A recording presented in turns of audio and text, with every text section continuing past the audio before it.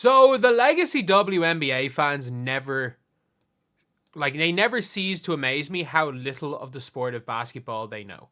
So the Los Angeles Sparks have a star player in Rickea Jackson, a future star in Rickea Jackson, who is actually pretty damn efficient with all the shots that she takes. She's an efficient enough scorer. Iffy-ish from three, but improving. And like, she got way better as her rookie season went on because she was being held accountable from the start from Curt Miller and not just being force-fed the ball every single possession and them losing games. Like, when the way she was treated by the WNBA fans was what I will always say, that it summed up that they don't understand basketball. Like, I was just like talking about Curt Miller and like, man, Curt Miller is a development coach. You could see how he developed Rickea Jackson. And then I remember people going mad at me being like, he didn't develop Rickea Jackson. He sat her on the bench for the first half of the year. And it's like, yeah, well, she wasn't good enough. He has come out and said, being like, Rickea Jackson was not playing enough. Basically, she wasn't playing enough defense. She wasn't necessarily doing what he was saying. And as she was getting better, she got more minutes. And by the end of the season, she was a better defender, better player. Her improvement from game 1 to game 40 was much bigger than, for example, the improvement made between Angel Reese, who was just told, get the ball and shoot 30% from the season by Teresa Weatherspoon. Like, that is not, being just thrown in the deep end and being allowed to do what you want is not developing a player. Whereas Curt Miller actually did develop Rickea Jackson. But now you've got a coach that's coming in and is an analytic coach. And apparently, like, it's witchcraft according to these people. A little bit of a question, if I can. The all-time record for most points in the paint and threes combined for any WNBA team is a little over 77%. Your Utah team was north of 88%, which is sort of weird to say out loud. It's sort of a crazy number, but it's not a crazy number for your teams. I wonder, when you think about the way in which you want to approach this, sort of two things. One. So basically, she said what she said here is like you can make it. You don't even need to listen to her. It's just basically from this. Everything with scoring comes down to points per shot attempt, points per possession. If you're talking about points per shot attempt, the highest quality shot is round robin threes. Like it's some sort of witchcraft. It's like analytics are witchcraft to these people. Someone just said, I was hoping her philosophy would change. Why would it change? Why would it change? That's the literal fundamental thing with basketball is shoot the better quality shot. More better quality shots equals win. That is the most primitive understanding of all invasion games, which is games where you basically go from one half to the other and try to score on them. The premise of them all is get better quality shots, put yourself in better scoring positions to score the most points, win games. Simple as that. That is the reality. And looking at all the comments, look at the amount of quote tweets. Idiotic. Here's 4 minutes of Rickea Jackson scoring at all levels. You don't eradicate the mid-range game. Coach talked about. You just don't shoot with your foot on the line like she did there. Like, there's difference to this, where it's like, you don't shoot with your foot on the line. Like, this is a paint shot. That's fine. Like, that's fine. Like, they're literally being like, oh, here's clips of Rickea Jackson. That shot is fine. It's like looking at what are good and what are bad shots. Like, this paint shot, that is a paint touch. That is a good shot by Rickea Jackson. Rickea Jackson drives, goes tween, pulls up, passes the ball inside. That's clearly not Rickea Jackson. Good play, ends up in a layup. What point are you trying to make here? What point are you trying to make? Rickea Jackson, post touch, in the basket, layup, potentially could draw a foul. These are all good looks. What are you talking? What point are you trying to make? Here's Rickea Jackson scoring at all levels. She's done nothing wrong other than when she shot with her long two. You see, shooting this shot is a dumb shot. Does she shoot the ball from here? That is a terrible shot. Because all you had to do is catch the ball a foot out, which doesn't change the percentage, and it's worth an extra point. That is literally the logic around it. We've seen from WNBA teams, these players shoot around 35-ish% from three. And that's a good player in the WNBA. He's a 35% three-point shooter, is a good shooter. That's probably what Sabrina, Caitlin will shoot on normal shots. Obviously, they both shot below that, but high degree of difficulty shots, Caitlin at one stage was shooting the 20s.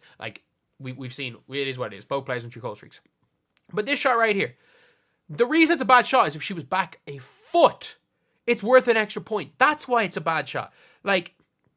Genuinely, I don't think these people understand basketball. This is Rickea Jackson on a drive, drives in, pulls up from mid. You can shoot the occasional mid-range. As they said, As they said, 88% of shots from threes or layup or at the paint. That's fine. There's 12% mid-range. It means you shoot what? Because of the percentage, you shoot a mid-range every, 3-4 mid-range shots a quarter? You can still go to the mid-range.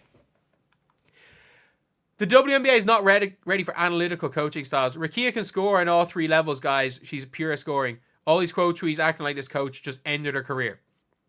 Do you know what changes?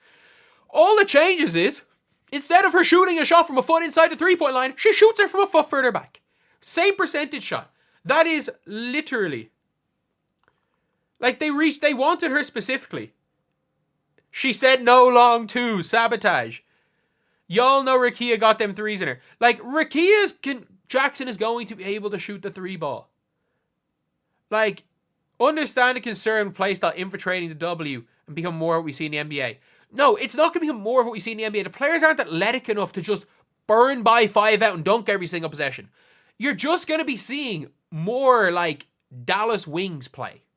You're going to be seeing more what the Indiana Fever did when they were good. How many mid-range shots did the Fever shoot when they were winning? Hardly any. Everything was fast break, pick and roll, or a wide open jump shot for 3 most of the time by Kelsey Mitchell, or a cut to the basket. When the Fever were good, it was this. People don't understand that the reason why the NBA play is so bad is because they shoot so many threes, because you have to respect the 3, because every single drive is a guaranteed 2 points if you play 5 out in the NBA. In the WNBA, it's not. Players aren't going to one-step burn you, yamming on you. That's not going to be a thing. You don't understand basketball if you think that someone having an analytical approach. Just watch Utah. Just watch the team she currently coaches. It is so dumb. Hear me out, Rickea and Rickea trade. Rickea, I'm not joking when I say this. Rickea shooting 35% from the field and shooting tween, one leg, foot on the line shots. Rickea would be ran out of LA if she played like that. The 3 is the best shot. Not if you're shooting 20-something% from 3. Terrible basketball. These people don't understand the sport. This sounds great for Rickea. She's a bucket. Rickea Jackson is going to get more shots. The team's going to shoot more shots. Rickea's going to score more points. Rickea's mid-range is money. She's still going to be allowed to shoot them. No one eradicates the mid-range game entirely.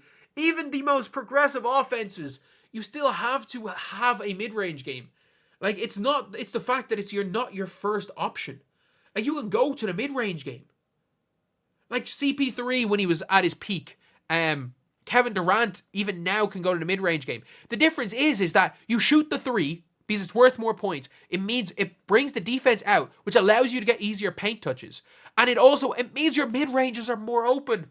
It means you're not shooting mid-range over 2. You're not shooting hezzy fadeaway shots on a really low percentage. You're not having to quote-unquote show your bag, because a lot of the time it's just one-on-one where you can just rise up if you're Rickea Jackson. This is the dumbest thing ever. This is the dumbest thing ever. The Sparks will get the number 1 pick. Why? Because they have a competent coach? Because their coach is competent? Their coach understands basketball? To old fans, let me translate. Once they see the talent at Clark block, many teams will adjust and try to follow suit. You don't need Caitlin Clark to play that. WNBA changing overnight. Not even 1 year ago, we had a coach begging for long twos. Maybe Paige to the wings. Man, Paige Becker's playing for a coach. People don't understand it. People are this will harm Rickea Jackson. Why? Because Rickea Jackson will have more spacing? When she drives to the basket, instead of having big Lee Yaroo in there and clogging up the lane with the defender, maybe it's going to be Cam Brink in the corner, so when I get a drive, oh crap, I have a layup. Wow. Or, okay, there's help in there. Let me kick it to Hamby. Let me kick it to Ray Burrell. Let me kick it to Brink in the corner. I'll let them shoot their shots. You don't understand the game of basketball if you don't think spacing is a good thing. And yes, obviously the way the NBA has gone is so far in the other direction. But we can't say that 2015 NBA with those Warriors teams and some of these teams were not the most interesting teams to watch. There's not going to be a James Harden situation in the league with the way he plays. There's not going to be we're just going to run up and down and shoot threes every single possession. Because the reason why they shoot threes in every possession is because, again, the more threes you shoot, the more the defense has to collapse out. And then the drives become effectively guaranteed buckets. as I've said, nobody is going one dribble, taking it up from outside the damn key, jumping up and yamming it on people. That's not happening. That's never going to happen in the WNBA. It's not going to change anything. Don't worry, old WNBA fans. But again, they're going to worry because I'm telling you, I do not think they at a just fundamental level understand the sport of basketball. Like, they might understand what basketball was 30 years ago, but like, if you haven't been watching all levels of basketball, all other things in basketball, like, it's just like, oh, I don't even know. I'm going to end it there before I get angry.